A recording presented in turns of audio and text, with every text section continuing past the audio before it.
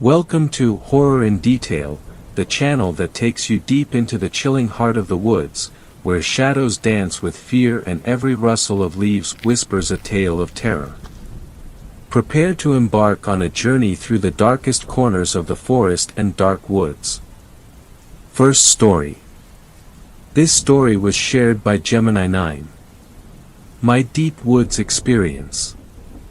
All you need to know before I begin this story is, I am a fervent camper. I often take prolonged camping trips alone, and I am very apt at outdoor crafts and am no stranger to being outside in the wilderness, often alone. I still camp to this day, although this experience was the direct cause of a nearly 3-year break in these solo expeditions. I am not willing to divulge any information about myself, my country of origin, or the location of said experience. I will start from the point at which I arrived at a national park, that will remain unnamed. I pulled my 2007 Skoda Octavia into a gravel car park and allowed my eyes to wander across the towering fir trees, tightly packed together, shielding the woodland beyond from any of the ever-ebbing sunlight. I'd arrived at the park at 5 p.m., and it was late autumn, so the sun was lowering in the sky beyond the mountains that encapsulated the valley I was in. There were a few other cars sitting in the open space, some of them were empty, seemingly left by other campers, where two had small groups gathered, unslinging packs and stowing camping gear in the rear of the vehicles. I took a deep breath and opened my car door. I walked around to the back of my car and unlocked it. I removed my backpack from the car and slung it over my shoulders. I took my bedroll and tucked it under my arm before locking up my car. I wheeled on my feet, ready to lose myself in nature for a glorious weekend of solitude. I nodded happily to other hikers on my way to the beginning of the trail and set off into the park. I was fairly experienced when this happened, having been a hiker and camper for 13 years already, and a mountain rescue worker for 9 of those.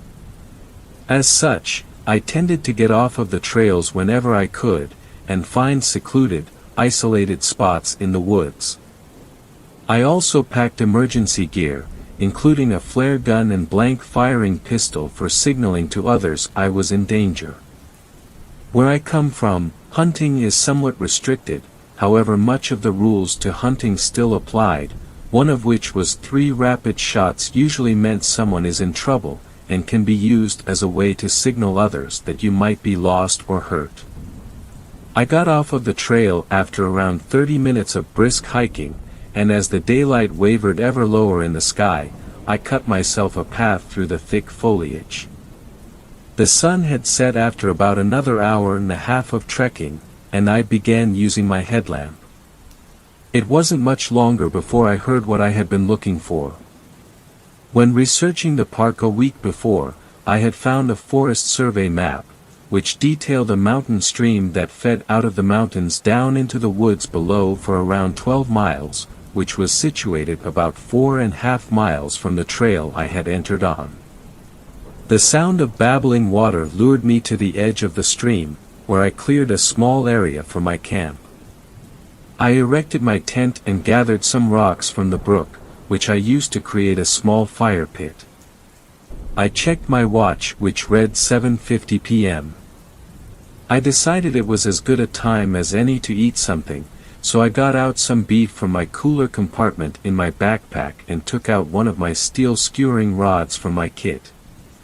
After I cooked the meat and drank some water, I decided I wanted to sit in the woods for a bit, taking in the darkness and the sounds.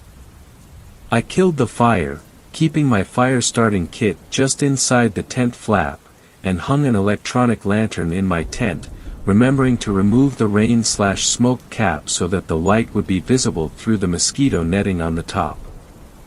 I picked my way towards the brook, which I was probably around 5 meters or so away from, and sat on the edge listening to the water trickling. It was deathly silent apart from the brook and the gentle rustling of trees. I could hear the occasional fox whoop and leaves brushing and twigs cracking in the distance. I sat like that for maybe an hour or so before deciding that I wanted to get some sleep, as I had planned a hearty trek up into the mountains the next day, and I would have to start early if I wanted to have a chance of reaching the upper plateau where I could repitch my tent, plus I'd have to leave myself some extra time to fit the storm straps to it, as the winds tended to gust at around 40 miles per hour on in the mountains. I moved back to my tent, following the lamplight until I reached the zippers. I opened it up, and sealed myself inside, laying back on my sleeping bag. I stared up at the lantern, before then reaching up, and turning the knob on the side, until it dimmed to darkness, and then finally off. I sighed heavily. I specifically remember the smell of the woods and the air, and how quiet it was. No road noise carried this far out into the trees. It was magical. I loved every moment of it. It wasn't long though, before I heard something, abruptly interrupting my peaceful night in the wilderness. I stirred and raised my head, squeezing my watch to illuminate the digital screen. 1:34 a.m. bleared into my eyes. I listened intently, turning my right ear towards where I thought the sound was coming from. I squeezed my eyes tightly shut to focus my senses. It sounded like movement, as if something was walking through the woods. The harder I listened, the more I started to realize it sounded bipedal, like a person walking through the woods, dragging their feet through the fallen leaves. Who the fuck would be out here at 1:30 in the morning in the pitch black? I thought to myself. I wondered if someone was perhaps lost. It didn't make sense for a hiker to be out here in the dark wandering around. That's just a really good way of getting yourself lost, and even search and rescue don't search in the darkness unless absolutely necessary, and when we do, we use extremely powerful lights, and 90% of the time a supporting helicopter will provide FLIR to aid a search. I sat up in my sleeping bag, and it fell away from my shoulders. I felt the penetrating cold suck the heat away from my body as I went rigid, concentrating in the darkness, trying to get my eyes to adjust to it and my ears to focus. The sound of the walking seemed to come closer, and I felt my heart pick up a little. I decided that if they came too close, I'd call out. I wanted whatever it was to know I was listening. If it was an animal, it would surely run away. If it was a human, they might need help, and if not, they may think twice about coming any closer. The steps came closer still, so I called out, "Who's there? Do you need help?" In the moments that passed, I could hear my heart thundering in my ears. The footfalls had abruptly stopped, as if whatever or whoever it was had frozen in place. I wasn't too worried about animals. Where I was, the fauna was not considerably dangerous. Wild hogs were the most dangerous creatures out there, although I admit when they're pissed off enough, they can be more than a match for people. Hogs are nocturnal however, but the footfalls sounded too heavy and careless for a wild pig. I waited, holding my breath, but nothing came back. All of a sudden, I heard a loud crack, right next to my left side, as if someone had slapped a stick into a tree trunk, and broken it in half, like I would as a kid. I fumbled for my flashlight and illuminated the end of the tent. It was only then I saw a crumpled piece of material laying at the foot of my sleeping bag. The tent cap. I hadn't put it back on. It was then that I became all too aware that there was a rather large window in the roof of my tent for any would-be stalker. Slowly, I raised my eyes to it. I had spent nearly a decade of my life working out in the wild. I wasn't easily scared. But what I saw above my head in the torchlight terrified me. There above my face, were a set of wide, crazed eyes, staring back at me from the void. I screamed aloud and dropped the light, fumbling madly to peel my sleeping bag off of me, and scooped it back up. My fight or flight had kicked in, and I wasn't going anywhere. I tore out of the tent and spun around to face it, yelling angrily, "What the fuck are you doing?" I was met with endless black. Nothing was there. My tent flapped lazily in the gentle breeze. No one was around. I circled the tent a few times, after retrieving my high-powered headlamp, scanning the trees around me. Nothing. I finally crawled back into the tent, noting that it was now nearly 3 a.m. I didn't sleep that night. I just waited eagerly for the first sign of daylight, and in the chilly morning air, I decided I would just get out of the woods, and head up to my mountain camp. The camping areas on the plateau were popular, and usually tents would pitch all along there during the spring to autumn months, so I knew I'd likely be within a few hundred meters of plenty of other hikers or campers 24/7. In the dim dawn, I feverishly packed away my tent, and hoisted my gear onto my back, before heading towards the ever-increasing gradients of the foothills of the mountains at the edge of the valley, the whole while trying to banish the thoughts of the previous night from my mind. Second story. This story was shared Richard Saxon. We found a bunker hidden deep in the woods. It wasn't abandoned.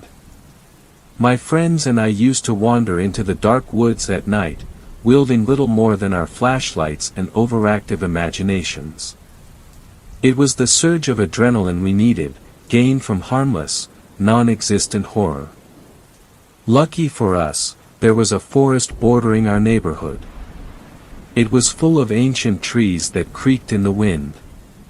Our parents had often warned us about entering the woods, claiming the trees would fall due to the weakest gust of wind. Of course, their warnings fell on deaf ears. We were young, and felt invincible. Though we pretended to be brave, we usually didn't get far into the darkness of the woods, before cowering in fear. Each time, we'd mark how far we'd gotten before giving up. And, each time we set out on a new adventure, we promised each other to break the record. Our last journey occurred on the 29th of October, 2012. Liam and Frank were my best friends. Together, we ventured deeper into the woods than we ever had before. Liam, being a year older, always pretended to have all the experience in the world. He'd hide in the bushes a few yards ahead, and jump out in pathetic attempts at scaring us. Before long, we'd reached the furthest point we'd previously reached. 9th of April, 2012, it read. We kept walking, proud that we'd reached a new milestone. Shortly after, we noticed something in the darkness, contrasting starkly to the trees around it. "Hey, what's that?" Liam asked. "I don't know, let's check it out," I basically yelled in response. As we got closer, we realized it was an old bunker. While it was a cool discovery, it wasn't that uncommon in our country. There were still thousands of concrete bunkers remaining after World War II. Still, we were excited to explore our new findings. Inside, it was rid of any equipment. All it contained was a hole in the middle, with a spiral staircase stretching deep into the ground. "Let's climb down," Liam suggested. I don't know," Frank stuttered.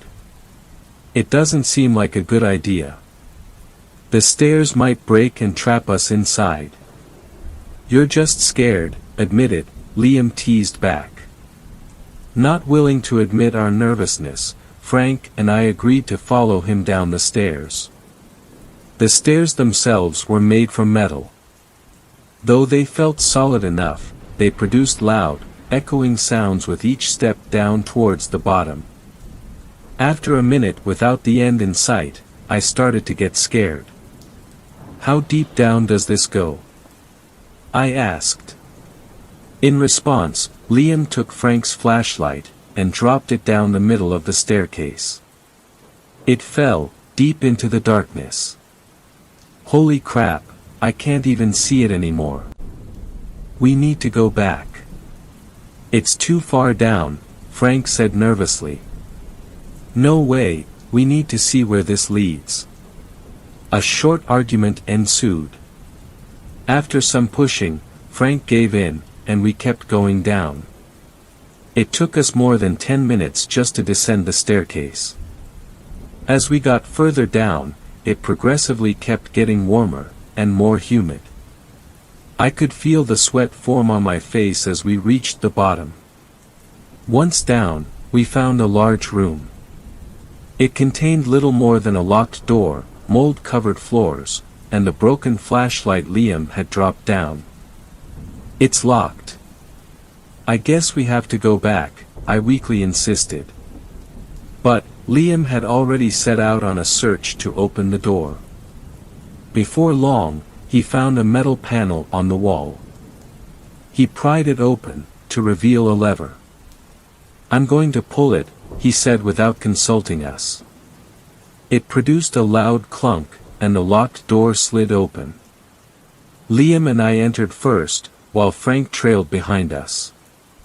Without a flashlight, he had no choice but to follow us closely. Inside, we found a narrow hallway filled with open prison cells. Each door to each cell was marked with a date. 7th of July, 1954. 9th of August, 1954. 13th of September, 1954. The first few rooms didn't seem to contain anything other than dust. But, once we got to the end, we noticed something lying in the corner. There, on the floor, lay 3 completely emaciated people. They looked like skeletons covered in a thin layer of pale skin. According to the dates on the cells, they'd been there for more than 50 years. Yet, they hadn't rotted. Are they dead? I asked. As I uttered those words, one of them twitched to life. We jumped at the sight, and prepared to run.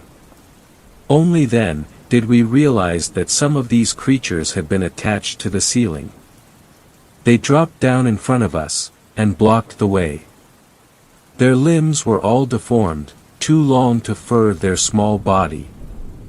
Still, they moved abnormally fast, almost twitching as they took their steps closer to us. Their eyes had been sewn shut, and they had far too many ribs. They weren't human. Run! Frank yelled. We tried to move towards the exit, ducking under their long arms, and spurting for the door. Frank and I made it easily enough, but Liam got stuck behind one of the creatures. Don't leave me, he yelled, as he tried to maneuver past the sickly thin monster. With that, it reached out its thin arm, and pierced Liam's abdomen. Unable to speak, he simply fell limp where he stood. Only held up by the creature that had killed him. Knowing we could do nothing to save him, Frank and I made a run for it. Our footsteps were dampened by the fungus and mold covering the floor. The things didn't even notice us until we reached the metal staircase. There, our steps rang loud through the metal, alerting the creatures to our location. Without looking behind us, we went up the stairs, only listening as they got closer. I was only a few steps ahead of Frank, but that was all it took for them to get him. I didn't even notice he was gone until I got halfway up the staircase. Then, a scream of agony echoed through the room. It was Frank, and thought I wasn't sure how far he'd gotten. I knew I couldn't help him. I just kept running, up the stairs, and into the woods. I didn't stop to breathe before I finally reached the comfort of the streetlights surrounding my neighborhood. Exhausted from the escape, I collapsed on my own doorstep, and passed out. Safe, but broken. Asterisk. Once I regained consciousness, I told my parents everything. At first, they didn't believe me. But, once the news of 2 missing children spread around our town, the police was alerted. Still, they couldn't confirm my story. They initiated a search and rescue operation. Though they found the bunker I mentioned, there were no traces of any malformed creatures, nor any proof that my 2 best friends died there. To this day, the case remains unsolved. However, since we opened the cages in the bunker, there have been a lot of reported cases of missing children. Unsolvable mysteries. Only I know the truth. I'm sorry, we never should have opened the bunker. Third story. This story was shared by Airsoft Bob. The Cult in the Woods. I am an overweight guy, but I have been on a diet the last couple of months, along with a healthy exercise regime, gym and jogging, to get the weight off. Anyway, here is what this post is all about. I go jogging a couple of nights a week in and around the forest/woods about a mile away from my home, North Wales, UK. I was out jogging in the woods, its genuine name, one night a few days back. I stay off of the track most people would walk along, and run my own set course, deep into the dense trees. I have ran my course a fair few times without anything strange or anything out of the ordinary happening. On Wednesday 22 of August, last week, I was out running just as it is going dark. On this particular night, the atmosphere in the woods felt strange. It felt lonely and cold as there was nobody around. I started jogging through my trail and all was well. The sun was setting, making it darker and darker.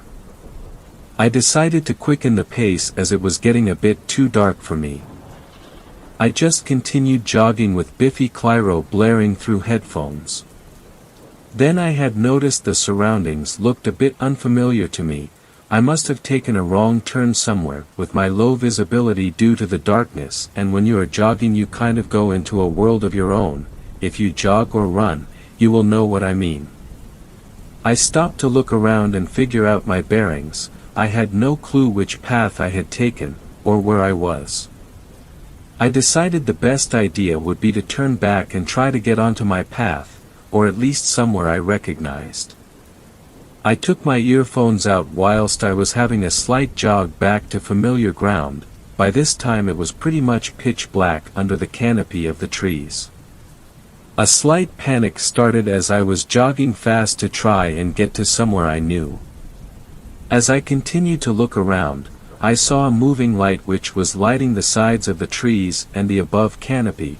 The light was quite far away at this point, and I couldn't see what the light source was. I thought this was a bit strange, so I stood still and peered over the nettles/tree branches to get a clearer look. As the light was coming closer, I hear a faint chanting noise coming from the same direction. As it got closer, still couldn't see what it was, the voices got louder. Curiosity got the better of me and I stood around a little longer to see what this was. As I was quite well hidden in the bushes, I felt safe enough to stay. As it got closer, I could eventually see what the light source was. It was a long stick, somewhere around 4 feet long with a ball of fire on the end, a bit like an old-fashioned torch type thing, with a hand, covered in black, sleeve covered in a loose-fitting black fabric. As the figure emerged enough so I could see him, her, they were dressed in full black robes with long hoods.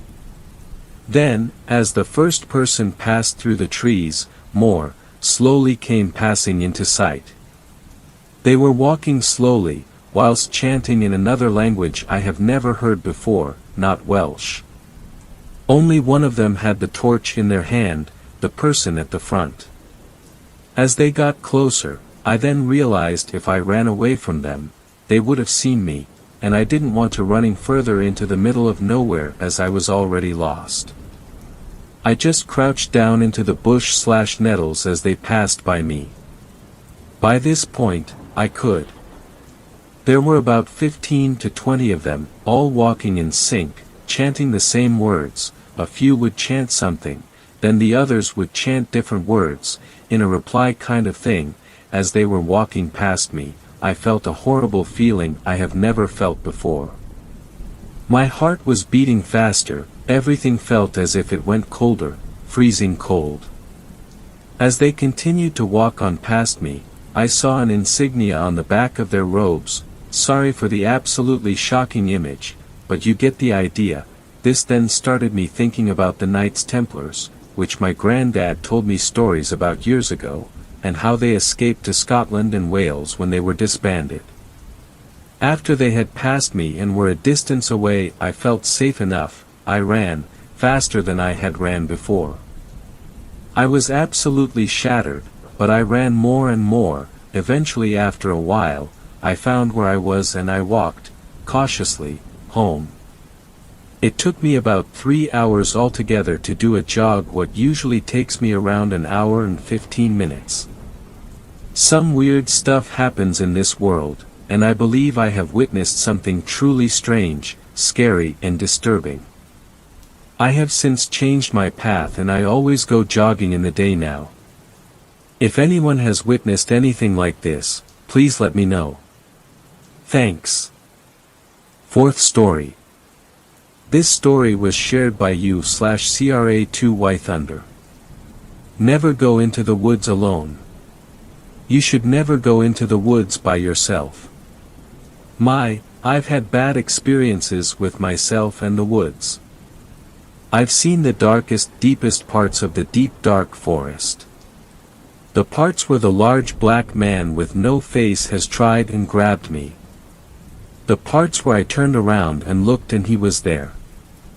I turned and ran, and he pulled me back, and I fell to the ground as the tree slowly cracked and came down just inches from where I was laying. You may ask, do I ever go back into the woods? The answer is yeah, I do. Something draws me to the woods, a deep feeling that pulls me there at an hour before dawn. Maybe it's him, the man in the woods with not face. It could be, but I've never truly thought about it. My wife asks all the time, I just say I'm going hunting. She believes it, but that's not the reason. I couldn't shoot little Bam for the life of me. Anyway, these are my stories. October 17, 2016. I seen the man today. I seen him gliding across the field. Not walking, but gliding above all the crops that were planted, green and lush. He came to a stop and looked right at me. Then, as if he dropped into the ground, he was gone. After that point, I was kinda scared and ran to my four-wheeler and punched it home as fast as I could. October 19, 2016. I walked into the store and bought a camcorder to capture the man so I can truly believe the man is alive. At half to dawn, I walked up to the tree stand that I seen him 3 days ago. I bent down, attached the trail cam to the tree, and turned it on. Then I went home. My wife was waiting at the door for me when I got home. My wife is looking at me odd when I walked into the house. I bent down, unlaced my boots and hung up my coat and walked upstairs. She didn't say a word. I knew that was weird. She always hugged or said hi, but she didn't say anything. I looked in the stove and something was cooking, so that was good. I asked her what was in the stove and she didn't answer.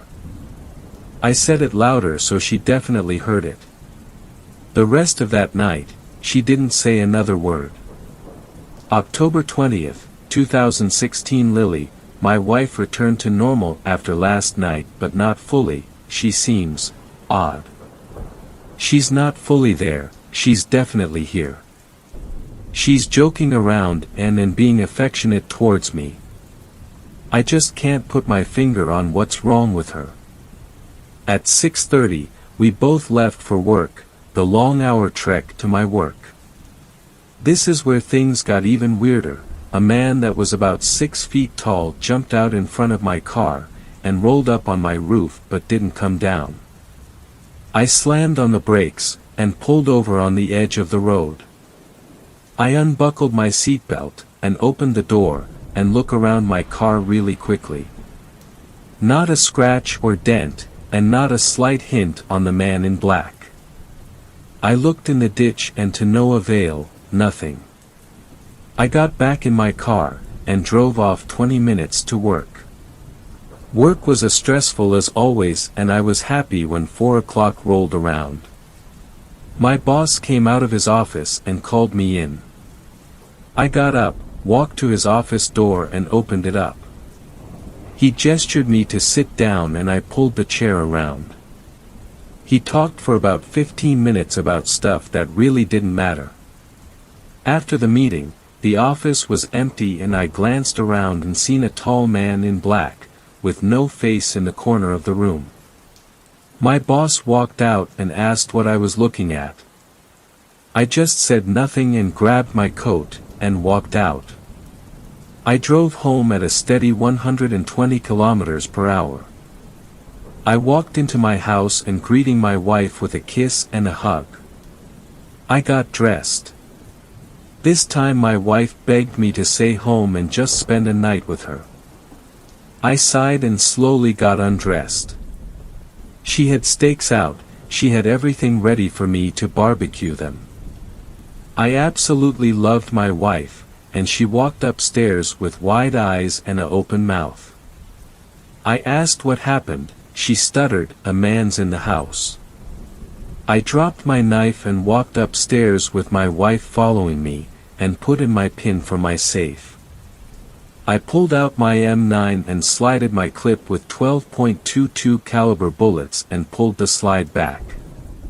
When I did that, me and my wife both heard the door slam close. I asked my wife what the man looked like and she said tall, black and no face. All my blood pooled in my feet. I told her to pack her bags and get the car keys. I ran out of the house and got onto the four-wheeler and hightailed it back to my trail cam. I grabbed the card out of it, being careful to look around my shoulder every so often. I raced home as quick as I could, grabbed my wife and my bags, put them into the trunk, and got the fuck out of there.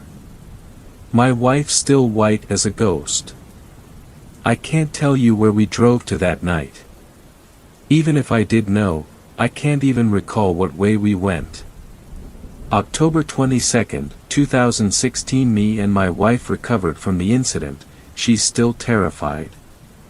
I can't blame her though. Anyway, I'm checking the video card of the trail cam today. I know what I saw was real. So I looked at the photos. There was only one on the whole entire card. It was me, the day I attached it to the tree. I snapped it on, and it instantly took one photo. He was in it all right. Right over my shoulder. No eyes, no mouth, no nose. I shut down the computer and I haven't touched it since. Fifth story. This story was shared by you/Mr. Fully Semi-Auto. Whispers in the Deep Woods. I'm not normally one to tell stories or post it, but this has haunted me ever since. Frankly, I didn't believe it when it happened to me. I live in a rural county and have for most of my life. I was born and raised in this little town where everyone knows everything that is going on at their neighbors and not much really happens. All there is to do is to be outdoors, so I became quite an avid hunter and nature lover. I would spend my childhood roaming the woods and exploring and learning everything I could and digging up old arrowheads from creeks. I was amazed that there was once people that would roam freely throughout the very woods I knew so well. I often envied them and their knowledge of nature and tried to mimic them by never wasting anything I would kill. Luckily for me, my parents' house shared a property line with a state park, which is a prime hunting ground, so every fall through spring I would hunt anything from squirrels to deer there. About 6 years ago our town started building horse riding trails throughout the county, and it has attracted many people from out of state that post massive amounts of no hunting and trespassing signage in land that I once wandered. The growing amount to travel on these trails on the edges of the park and newly retired novice hunters that would set up tree stands and hunt close to the border has drove the deer into the heart of park. This means I would have to travel farther into the woods if it meant getting a deer. That means that I would be hunting in thicker brush and couldn't pack in a tree stand like I used to. The thought of that never bothered me in the slightest because I've always been a fan of tracking and stalking. This year I decided to hunt in one of the parts of the park that is extremely hard to get to and I haven't been before. When the season finally rolled around after what felt like years of me prepping my bag, packing food and camping gear, checking maps for possible landmarks where deer would travel, and getting my Marlin 45 to 70 sighted in, I couldn't have been more ready. I got up well before sunrise, that way I could slip in unnoticed to the bucks that would be more preoccupied by chasing does than me. After a short drive I get to the trailhead and make my way into the woods. There is nothing like the feeling of the cold air on my face and a small light guiding me through the familiar twisting and turning foliage that makes me feel more at home. After hours of walking the sun started to peek out, though the tree leaned illuminating the land in golden streaks of light. By that time I had picked up a set of tracks on a pretty worn-out deer trail that twisted up a steep hill. I followed the trail, watching my step on every twig and leaf as to not make too much noise and startle my prey. Eventually I made it to a valley where I was sure the deer would be, but as I made my way around the bend of the creek I heard that telltale puff of air a deer lets out when it can tell something is up. I froze and scanned to woods, slowly searching for the white flashes of his tail. All of a sudden the deer trampled off and I was positive it couldn't have busted me. I was downwind and it sounded far enough away that it couldn't have seen me. As I was standing there looking for the track of my lost deer, the woods fell silent. Not a normal kind of quiet, but an ear-piercing, maddening quiet. I know nature is noisy and this is wrong. Crows caw in the distance, the sound of squirrels rummaging throughout the leaves like a bulldozer though a load of gravel, or just the sound of swaying trees in the wind. Anything is a natural sound, but this was off. It felt like the world stopped. I felt very uneasy, like I was being watched by something just out of sight. As I was looking through the brush I heard something. It didn't belong in nature and almost sounded like a voice. At first I thought it was a horse rider that had gotten lost, so I stepped towards where I heard it come from and said, "Hey." As soon as my foot touched the ground it was like someone had unmuted a movie. Nature sprang back to life and it startled me a bit. I quickly brushed it off, and by this time it was getting late and light was slipping, so I sat up camp and told myself I'd find the track in the morning. As I laid in my tent I kept hearing rustling outside, but I figured it was just another squirrel. The next morning I woke up and started to pack my things back up when I noticed something sticking in the side of a tree trunk. It was an arrowhead that was stuck in the tree that I had tied my tent to. From the looks of it, it had been in there so long it was almost completely swallowed by the tree and only the notches and lower part was visible. Seems like some old hunting ground, so I must be in the right place, I thought with a smirk. I sat back off on my hunt for my wandering deer, deeper into the woods than I had been in a very long time. On my expedition through the brush I caught a whiff of the most distinctive smell I know. Fresh blood. It was a small blood trail following along the path of my deer. I was a little confused but followed it to find a rabbit laying on the track. Twisted and mangled. It wasn't eaten, just killed, twisted and contorted in an odd fashion and torn in two. I've never seen any animal do that. Anything that live in these woods would have made a quick snack of it, but not this. Then the silence grew and the overwhelming feeling I was being watched was back. I quickly looked around hoping to see just a flash of whatever lied beyond my view through the thick forest.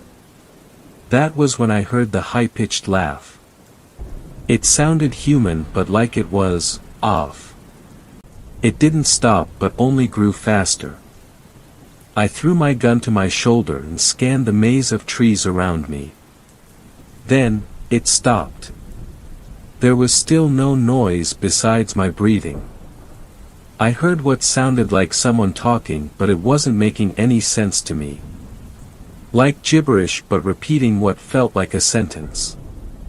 I yelled, "Who is there?" Then it stopped.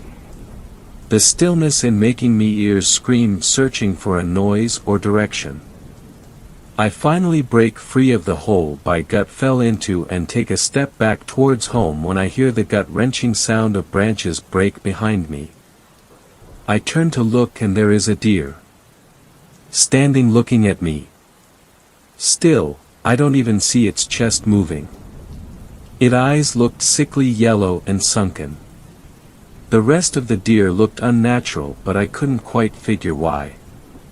The deer was maybe 100 yards from me but easy enough to see from my scope. Then I heard it again. The whisper. My heart sank when I seen its mouth moving in such an unnatural way. The deer was talking. It sounded like another language. I was frozen.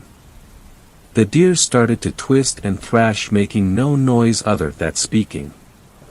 Its legs popped out of the original shape and face sunk back in to look almost human. I was in shock, looking through the crosshairs of my gun at the creature. It stood at least 8 foot, twisted, and was the most unnatural thing I've ever seen. It opened its mouth to reveal a row of teeth like a predator would have. As soon as this thing stepped my direction, I put a round in its chest. I heard the smack of my bullet against it. My .405 grain bullet is enough to put down a grizzly, especially at this range, but the creature recoiled slightly and let out a almost childlike cry before taking another step towards me. I sent 2 more rounds at it and both let out the thud of a solid contact. The creature fell backwards and screamed yet again before scrambling back into the overgrown brush like a wounded coyote.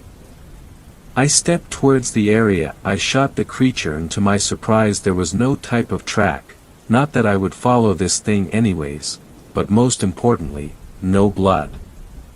I shot this thing 3 times and not a single drop of blood anywhere. I hastily turned around and made my way back to safety. As I was quickly making my way through the woods, I could hear something walking behind me. Too far for me to see. I wasn't hunting anymore. I was being hunted. Whatever in the woods with me was following me. I'm a good day trip through the woods with 3 more rounds in my gun and a monstrosity on my heels. I scramble up a rock face to hopefully cut my trip by several hours, and as I top the cliff I see the deer thing looking up at me from the bottom. I try to run a straight shot through the woods. I'm maybe an hour away from the nearest trail and another hour away from the trailhead. I'm at a dead sprint and like a cannon I hear thudding approaching me quick. I spin around and level my gun but nothing is there. When I get to the horse trail I'm greeted by some horse riders and they are pretty worried about me because I'm so out of breath and covered in sweat. I pleaded for us to just go and they agreed to take me to the trailhead. I thought I would never get out of there. I don't know what it was I seen. I won't blame you for not believing me, but please I beg you. If you hear a whisper in the woods, run. 6th story. This story was shared by you/I_can_spell_now. The cabin in the woods. It was supposed to be a relaxing getaway, a chance for my friends and I to escape the city and enjoy some time together in the great outdoors. We found the perfect cabin on a secluded piece of property in the middle of the woods, and we couldn't wait to spend a weekend there. The cabin was an old, dilapidated structure, but it had a certain charm to it. It was nestled deep in the woods, far away from civilization and surrounded by tall trees that seemed to tower over us. It was the perfect place to get away from it all and just enjoy the peace and quiet of nature. But as soon as we arrived, strange things started happening. We heard strange noises in the night, and saw shadows moving on the walls when there was no one there. We thought it was just our imaginations playing tricks on us, but as the days went on, the occurrences became more and more frequent and intense. At first, we shrugged it off as just being in an old, unfamiliar cabin. But soon, it became clear that something was very wrong. The shadows seemed to move with a will of their own, and we started to feel like we were being watched. We began to lock ourselves in our rooms at night, too scared to even move. It was on the third night when things took a turn for the worse. I was alone in the cabin and I heard a knock on the door. I opened it to find no one there, but I saw fresh footprints in the snow leading away from the cabin. I immediately woke up my friends, but they found nothing when they looked outside. It was as if someone was playing a cruel joke on us. The next day, we found strange symbols carved into the trees surrounding the cabin. It was as if someone had been trying to send us a message, but we had no idea what it meant. We were terrified, and we knew that we had to leave. But as we were packing up our things, we discovered that our car wouldn't start. We were stranded, with no way to call for help. We searched the cabin and found a hidden room in the basement. Inside, we found a strange ritualistic altar covered in blood and human remains. We realized then that the cabin was built on an ancient burial ground and that we had disturbed the spirits of the dead. We were trapped, with no way to escape, and the spirits were closing in. We knew that our only chance was to perform a ritual to appease the spirits and put them to rest. But as we were about to perform the ritual, we heard a knock on the door, and it was a hooded figure that appeared. He explained to us that he was the one who was living on the cabin before us and had gone missing. He had to leave the cabin because he got sick and was unable to continue the ritual that he has been performing to keep the spirits of the dead away. Since he was not able to continue the ritual, the spirits were able to break free and were now after us. He suggested that we should leave the cabin as fast as we could. But we were not able to leave the cabin yet. We have to wait until the next day as it was already too dark to go out and the spirits were roaming around. We had no other choice but to spend the night in the cabin. We spent the night in the cabin, huddled together in the living room, too afraid to even move. We didn't sleep at all, we just waited for the dawn to come, hoping that the spirits would leave us alone long enough for us to make our escape. But as the night went on, the occurrences became even more terrifying. We heard scratching on the walls, and whispering voices in our ears. We were convinced that the spirits were trying to claim us for themselves. As morning finally came, we grabbed our things and prepared to leave. The hooded figure had warned us that we would have to perform a ritual to pass through the spirits safely. So, we gathered all the materials we could find and performed the ritual, hoping it would be enough to protect us. We opened the door and stepped out into the cold morning air. At first, everything seemed normal. But as we began to make our way down the path leading away from the cabin, we started to feel a sense of dread creeping over us. The spirits were all around us, watching and waiting. We were in a state of complete panic as we stumbled through the woods, trying to find our way to safety. We could hear the spirits all around us, closing in, and we knew that they were angry. They were furious that we had disturbed their resting place and were determined to make us pay. We were running as fast as we could, but we knew it wouldn't be enough. The spirits were gaining on us, and we could feel their cold breath on our necks. We were so close to the main road, but it felt like it was miles away. Just as we were about to give up hope, we saw a car in the distance. We ran towards it, waving our arms and yelling for help. The car slowed down and stopped, and we got into the back seat, tears streaming down our faces. The driver looked back at us and asked, "Are you okay? What happened?" We told him about the cabin in the woods and the spirits that were chasing us. He listened with a look of concern on his face, and when we finished, he started the car and got us out of there. We never spoke of that cabin again. But the memory of it still haunts us to this day. We all have had nightmares of the cabin and the spirits, and we can't shake the feeling that they're still out there, waiting for us to return.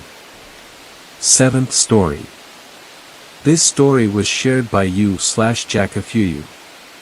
My advice is simple: don't take a walk in the woods at night. I shouldn't have been so foolish as to take a walk in the woods at such an hour. I feel even more foolish to have brought my little brother along with me. A good idea is what I thought.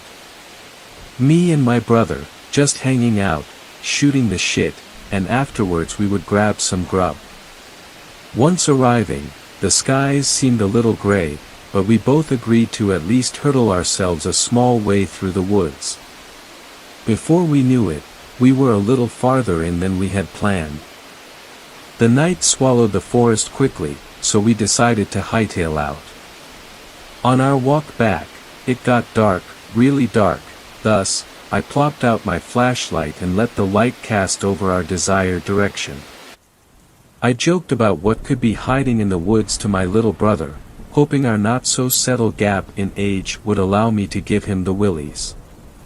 It worked, but unfortunately, what I didn't account for was his fear to become slightly contagious. I was just waiting for the snapping of a branch to whip my consciousness into a slight panic. I felt nervous of what may lay beyond the circumference of the light, so much so that I almost couldn't pull the beam into another direction. Our voices went silent, both of us unconsciously fearing that something may hear us. Each step taken by the two of us was amplified and seemingly impossible to muffle. I was scared. I was consumed in thought when my brother pulled my sleeve and silently spoke, "What's that, over there?" I saw another beam of light ahead of us. This beam stayed constant and bright. As we ventured further, the beam became closer, and closer, and closer. At one point, I could see what was causing this beam of light. Two figures in the distance were walking ahead of us. I felt a little relieved and told my brother, "There's nothing to worry about, just some guys that had the same idea as us most likely." The static feeling throughout my body slowly settled, and I felt more comfortable walking back. Soon, something about the individuals in front of us caught my eye. The clothes they were wearing, they were the same as I and my brothers. I nudged my brother, but before I spoke, I saw the person ahead of me do the same thing. It's the way he did it that caught my eye. The arm didn't smoothly move over to the person beside them as I had done to my brother. Instead, the arm jerked in a quite quick, unnatural whip, like a puppet. I was taken aback by the sight, not acknowledging my brother who kept pestering me in a whisper. "What? What is it?" he kept saying under his breath. I replied nervously, "And nothing." My brother caught on quicker than the flick of a switch. He too acknowledged the fact that the clothes they wore were familiar to us. My brother grabbed my arm and assertively choked out, "Stop." I did, and the people in front of us did the same. My brother looked at me and spoke in a quick pace, "Something's wrong here. This isn't normal. I know, I said. But we have to be calm and keep going, okay? My brother nodded. That was my only solution at the moment. Be quiet, try not to say anything, no sudden movements, and keep going until we find our way out. I'm not smart, but I have been in a few dangerous situations, and have picked up this method from them. My brother on the other hand has never been confronted with the such, and was starting to panic. I was just as guilty as him in that aspect. Whatever was ahead of us got closer and closer, even when we slowed down our pace, what was ahead of us slowed down even more so. Then we noticed it from behind, a beam of light. I was shivering. We were very close to them now, and their footsteps were louder than before. My brother spoke in a squeamish tone, "We have to do some dash." He stopped speaking as something else started to in its hellish garbled tone, repeating my brother's words. It came from the thing in front of us, and behind us. I didn't want to turn around and confirm that there were two more, but I knew. I knew that the further we would get, the closer they would become. Even if we were close to the entrance, it would be too late by then. I had to think fast.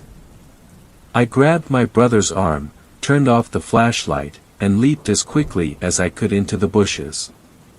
We ran for a bit, not wanting to be too far off from the path. We ducked as far down as we could and huddled together. Looking back, we saw them, 6 pairs to be exact. I was guessing we were in the middle of them before we ran. The beams of light were pointed in our direction, but not on us, thankfully. Soon, the beams of light turned away and continued to walk along the path. We followed, not closely whatsoever, but enough so that we could keep track of where the trail was. Those people came to a fork in the road which we had come across on our way through, and by a miracle, they took another way than the one we had come from. I instructed my brother to sprint down the trail we had taken on 3, and we did. It was not much farther from here, I thought, car keys already in hand. We were huffing our lungs out, trying desperately to make it to the car quick. My brother screamed. I turned and was met with a murder of eyes. This point in time was something I would never forget, yet, never be able to describe thoroughly. The only thing I could accurately remember is how they ran. It was identical to something wild, fiercely about to pounce its prey. They were so close. I saw the end of the trail, and attempted to press the button on my keys to unlock the car. They fumbled out of my left hand, but by a mere stroke of luck, my right hand caught it while my body was in the process of propelling itself toward the car. I pressed the unlock button, the headlights flickered. We came to the car, my brother opening and closing the door as fast as he could, and I following in his mannerisms. I shoved the keys in and jerked the vehicle into motion. However, before I could start moving, my brother simply said, "Look." There they were. All 12 in pairs of 6, looking at us, beams almost blinding, yet, you could see the horrible image that scarred their faces. Silence bewitched the woods and caressed our voices. Reality soon whipped me back into motion as my instincts wailed, "Go." Like that, we were off. At home, with burgers in our mouths, my brother wouldn't stop talking about it. I always hear about people going silently stiff after such circumstances, but my brother would not shut up about it. This may sound weird, but I didn't want him to. His voice kept me comfortable, and I entertained his ramblings of what could have been. I'm so glad he's safe. I hope you stay safe as well, and to assure that, I must urge you this, it's not a very good sign if you're not the only one with a flashlight on in the woods. 8th story. This story was shared by you/Worcester_ST. I took a picture of a creature deep in a national forest. A few days ago, my little brother Rob and I set out on a multi-day hiking trip through the Appalachian Mountains. We're both pretty good outdoorsmen and brought only what we could carry on our backs. We purposefully set off to avoid established trails, hoping to discover someplace that no one had ever explored before. The first 2 days were beautiful.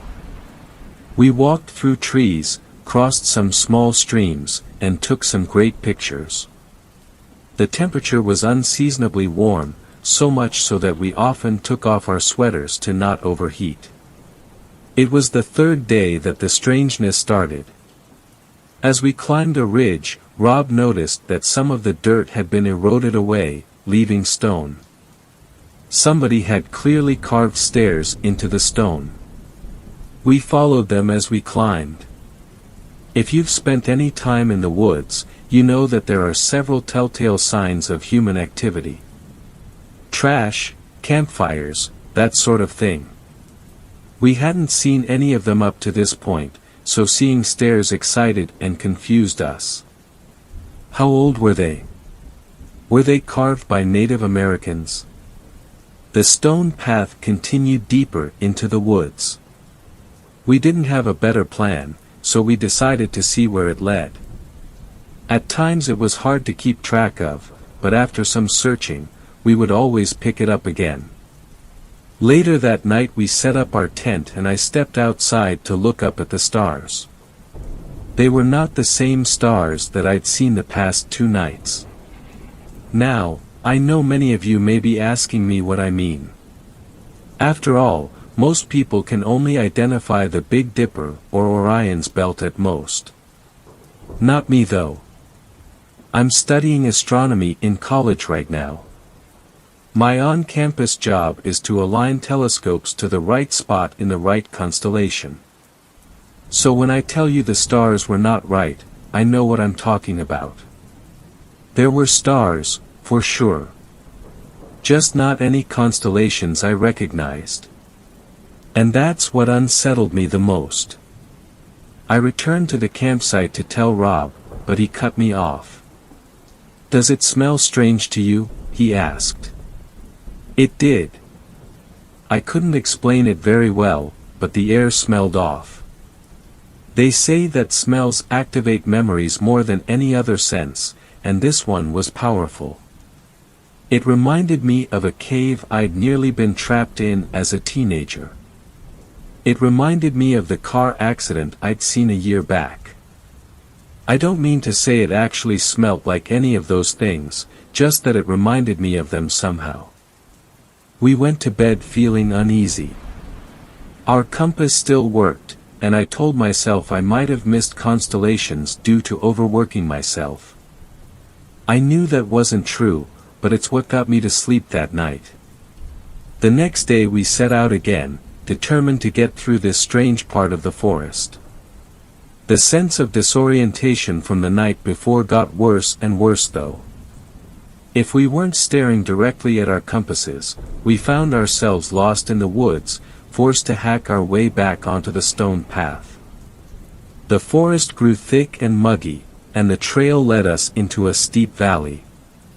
We were forced to continue forward. I kept seeing something in the woods out of the corner of my eye. Rob reported seeing the same thing. The forest was dark though, despite it being near midday. We started switching off which one of us was the guide, but the forest was so thick that it was hard to keep an eye on our compasses for long. "Dude," Rob said from in front of me. I paused, following his gaze. He was staring up at a tree. 3 squirrels were hanging from it, each with trails of blood soaking the tree beneath them. A symbol was carved above them that I didn't recognize. We stared at it for a long time, not sure of what to do. The squirrels couldn't have been more than a few days old. We talked about it, and made the decision to push on ahead. We were almost through the park, and we'd come across a road if we made it through to the other side. We might not have made that decision if we knew we'd pass a dozen more trees just like that one along the stone trail. Some trees were strung up with squirrels, but we saw raccoons, bunnies, even the remains of a deer rotting on a tree. We tried not to look at them and instead pressed on with more speed. We were pausing to drink some water when I heard a low croaking sound from behind us.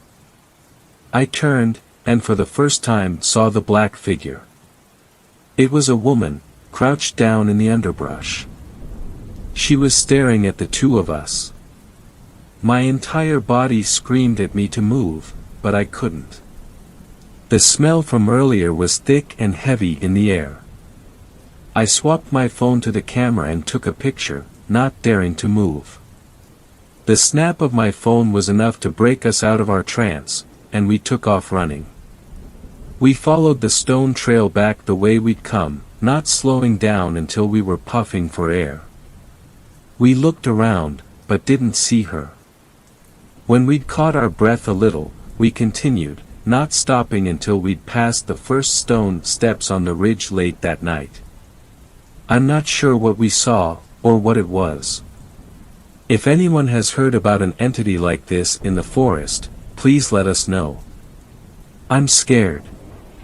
It's been a few days, and I still smell it. 9th story. This story was shared by you/Arthagus. The Deep Woods Rain. Hello, my name is Aragy Fisher.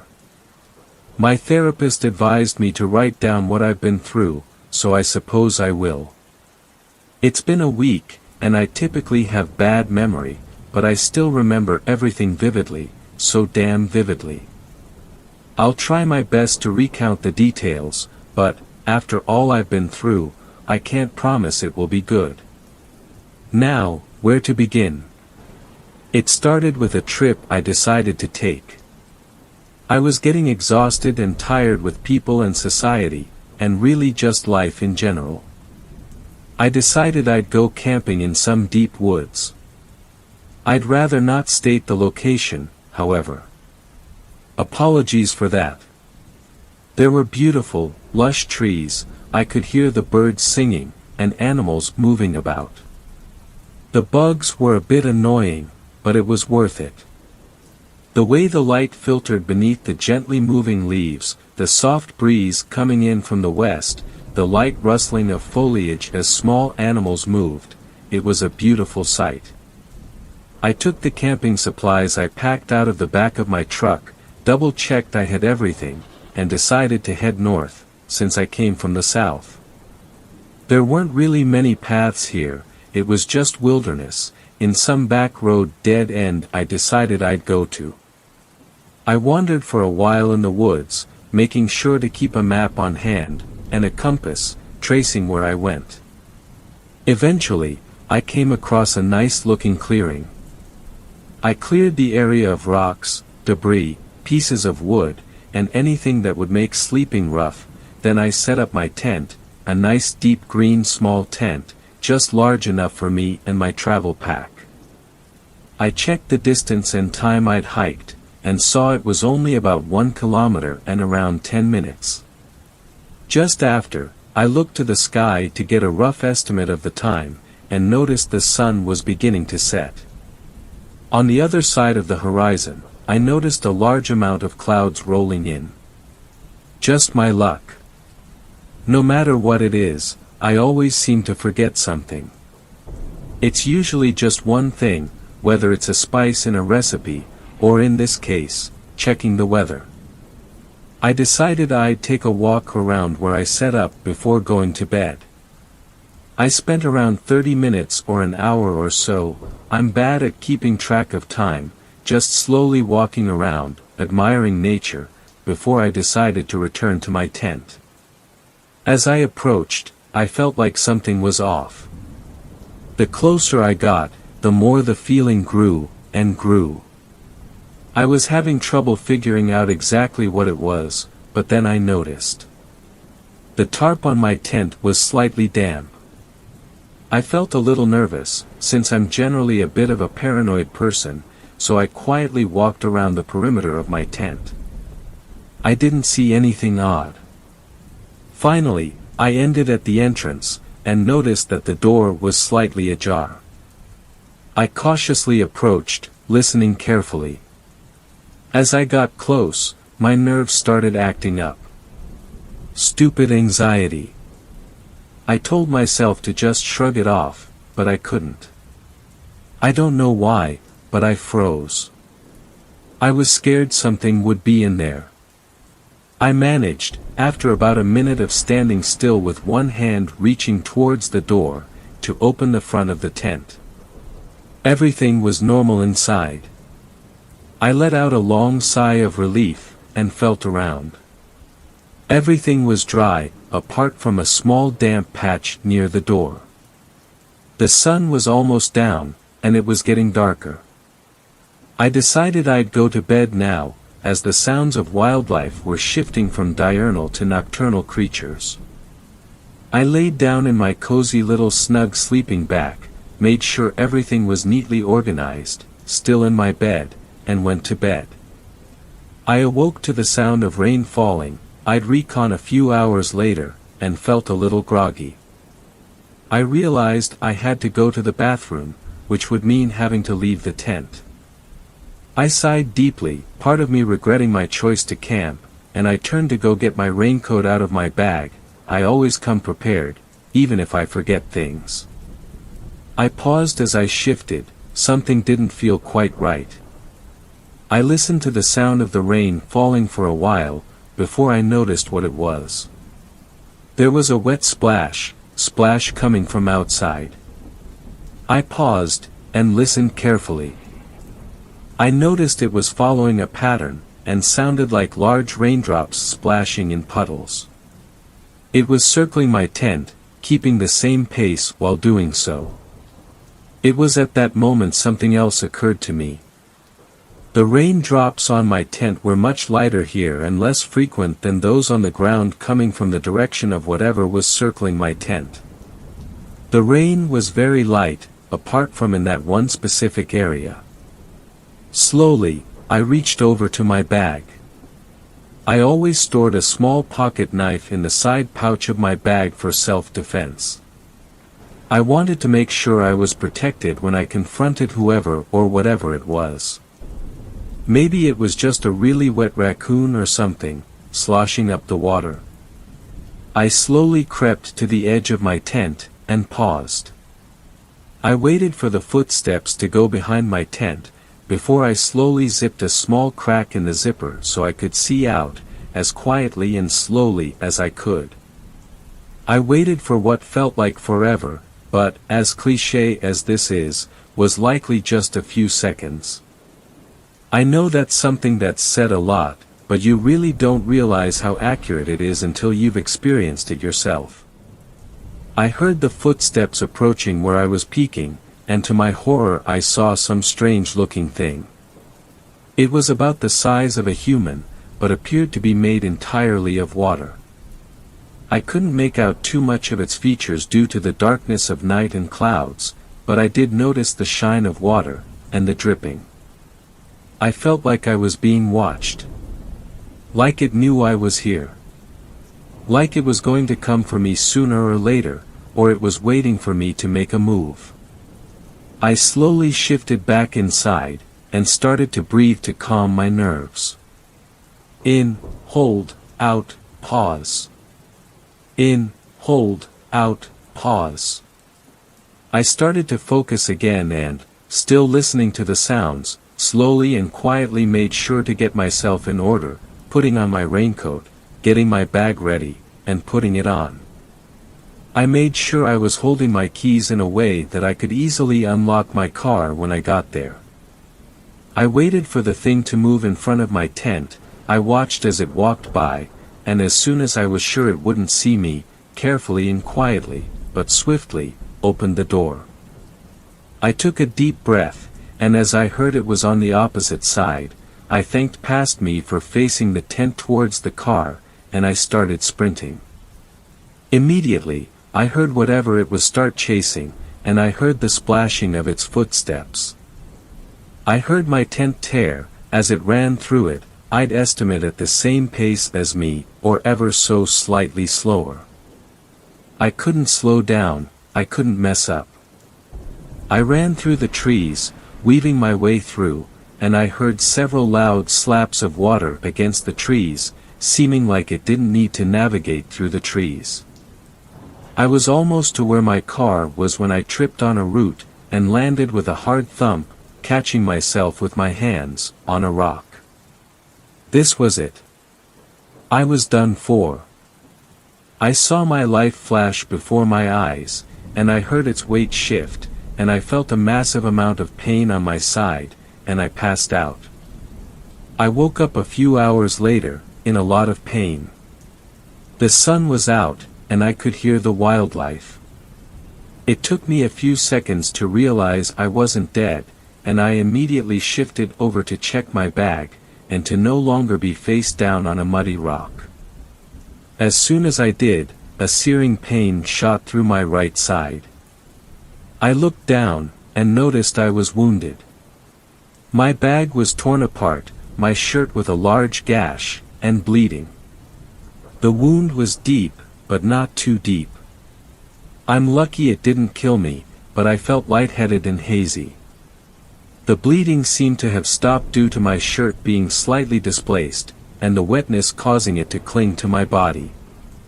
I used my torn and broken backpack to cover the wound, grabbed as much of the contents as I could and quickly headed to my truck. The windows of my truck were cracked, and a lot of the paint seemed to be damaged. I quickly found my keys, luckily they hadn't slipped out of my hand, and opened the door. I then dropped everything in the passenger seat. I was about to go retrieve the rest of my items and equipment when I heard a soft splash, splash. I immediately got into my truck, started the engine, and drove out of there, returning home. Before I was gone, however, I noticed a blurry silhouette in the rear view mirror. I decided I didn't want to see it more clearly. I relayed all of this to my therapist, and he suggested I say what happened. So, I guess writing it down did help a bit. I still worry that it's out there, but I know for damn sure I'll never get near it, and I'll never camp again. 10th story. This story was shared by you/emotional_wall7957. My encounter with a terrifying cult in the woods. This happened 5 years ago in Northern California, but I won't provide more details. Feel free to ask questions.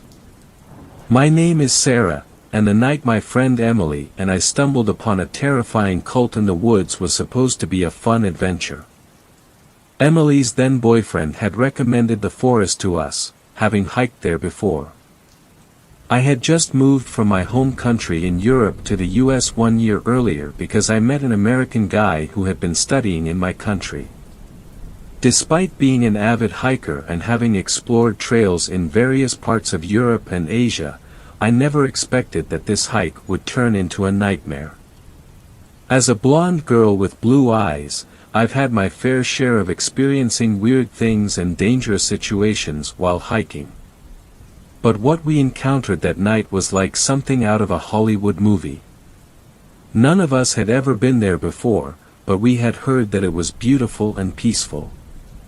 As we hiked deeper into the woods, we began to notice strange symbols etched into the trees and rocks. The symbols appeared to be a mix of geometric shapes and abstract patterns. Some were simple lines and circles, while others were more complex and seemed to be intertwined with one another. Some of the symbols appeared to be repeating, while others were unique. As we hiked deeper into the woods, we saw more and more of these symbols etched into the landscape. They seemed to be guiding us towards the ritual site, as if they were marking the path to something important. It was an eerie feeling, as if we were trespassing in a sacred place that we didn't belong. I researched the meaning of the symbols later on, but it was difficult to say. They didn't seem to be connected to any specific religion or cult, but rather a product of some mystic or spiritual belief. It was as if they had been created by someone with a deep understanding of both geometry and mysticism. Looking back on it now, it's hard not to think about how strange those symbols were, and what kind of belief system they might have represented. It was clear that the people performing the ritual took them very seriously, and that they were an integral part of their practice, but for us, they were nothing more than mysterious etchings on the trees and rocks. At the time, we certainly noticed them and thought they were odd, but we didn't pay them much attention. We were too busy enjoying the beauty of nature around us, and the symbols seemed like just another part of the scenery. It wasn't until we heard the chanting that we realized something was wrong. Intrigued and curious, we followed the sound, hoping to see what was going on. But we certainly didn't expect to find a group of people dressed in black robes, performing a ritual around a large fire. It was like something straight out of a movie. The chanting grew louder and more intense, but we couldn't make out the words. The cultists, around 20 in number, were all clad in black robes, some with peculiar symbols painted on their faces and others donning eerie masks. They encircled a towering bonfire, the flames leaping high into the night sky, casting a flickering orange glow across their sinister faces. In front of the fire stood an altar, adorned with flickering candles and other peculiar objects. I felt a cold shiver run down my spine as I watched in disbelief as one of the cultists produced a white rabbit and proceeded to sacrifice it on the altar. The chanting reached a fever pitch, and one of the cultists approached the fire with a small wooden box from within his robes. He opened it, revealing a vial containing an unknown substance, which he carefully dripped onto the flames. Suddenly, my eyes were drawn to a figure on a table near the altar. A woman, her body painted with intricate designs, lay still with her eyes closed, breathing gently as if in a deep slumber. The cultists around the fire were swaying in unison, holding candles aloft as if entranced by some dark magic. As the chanting grew louder still, the woman on the table began to stir. Her eyes fluttered open, and she sat up, looking around with a vacant expression. The cultists began to approach her, their faces twisted in ecstasy, as if they were under some kind of spell.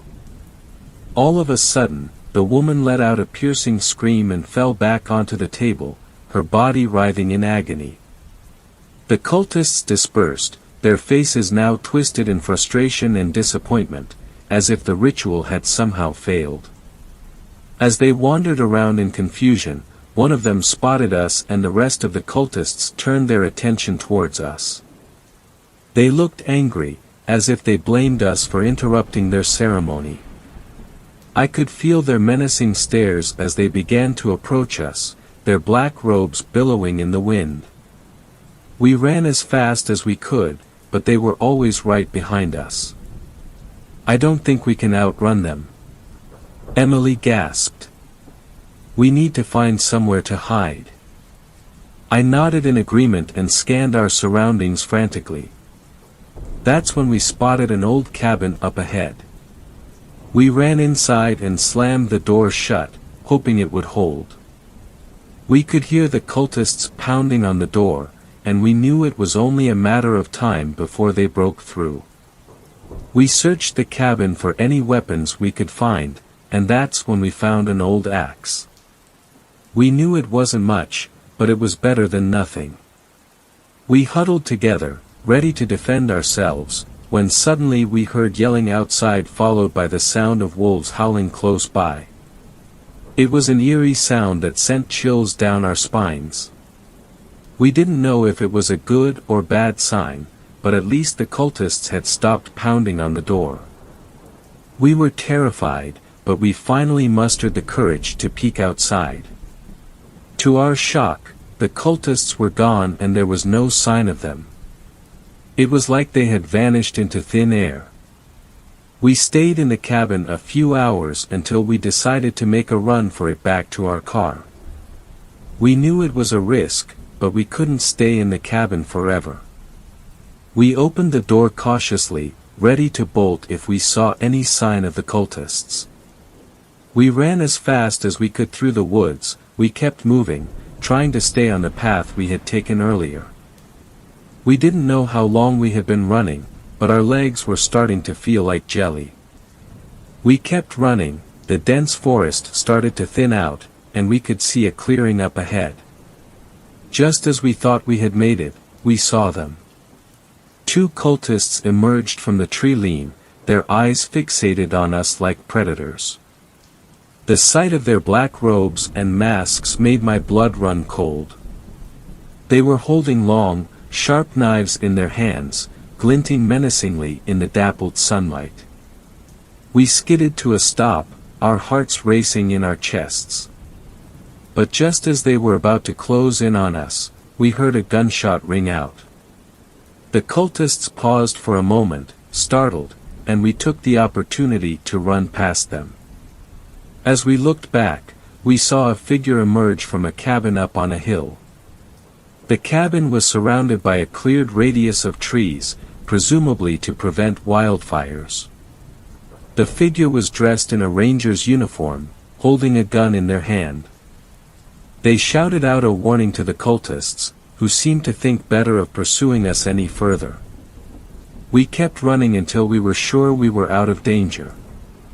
We collapsed on the ground, gasping for air and shaking with fear. We explained everything to the ranger, and he quickly called for backup. The police took our statements, and we led them back to the cabin where we had taken refuge. The officers searched the area, but they found no trace of the cultists. They told us that they would continue their investigation and that we should go home and stay safe. Emily and I got into our car, still trembling from the adrenaline and fear. We drove back to our homes, grateful to be alive but still shaken by what had happened. Over the next few days, we followed the news closely, hoping for any updates on the cult and their whereabouts. But there was no news, and the incident seemed to have been forgotten. Months passed, and Emily and I tried to move on from the terrifying experience. But every time we went into the woods or heard a strange noise, we couldn't help but remember that night. One day, we both received a letter in the mail. It was a handwritten note, with no return address. I opened it cautiously, unsure of what to expect. The letter read, "We know what you saw, and we know what you heard. But you should know that you are not safe. We are always watching, and we will come for you." Emily and I were terrified once again, and we immediately called the police. They assured us that they would investigate and take the letter as evidence material. However, we knew that the handwriting couldn't be recognized as belonging to any specific person since it appeared to be deliberately messy and inconsistent, almost as if the author had written it with their non-dominant hand. We hoped that the police would be able to catch the person responsible, but we knew that it would be difficult with such little evidence. We knew that we couldn't rely on the police alone. We started taking self-defense classes and installed security cameras around our homes. We never went into the woods again and always carried some form of protection with us. One becomes paranoid after such an experience, especially after receiving that letter. It felt like people were following me. Strange individuals who just stood and stared. But whether it was just my imagination, I'm not sure. Years passed, and we never heard from the cult again, but we couldn't help but wonder if one or more of the cultists knew us. They must have obtained our addresses from somewhere, and it made us feel uneasy.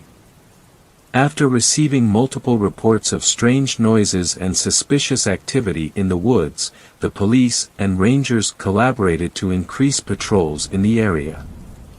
This led to the arrest of 3 individuals who were suspected of being involved in illegal activities such as drug trafficking and animal cruelty. During the raid, the police found evidence of animal remains and drug paraphernalia, which confirmed their suspicions about the involvement of these individuals in criminal activities. They were charged with multiple offenses, including animal cruelty, drug trafficking, and conspiracy to commit illegal acts. Despite the best efforts of the police and other authorities, the investigation into the strange incidents in the woods and the incidents involving us continued for several months.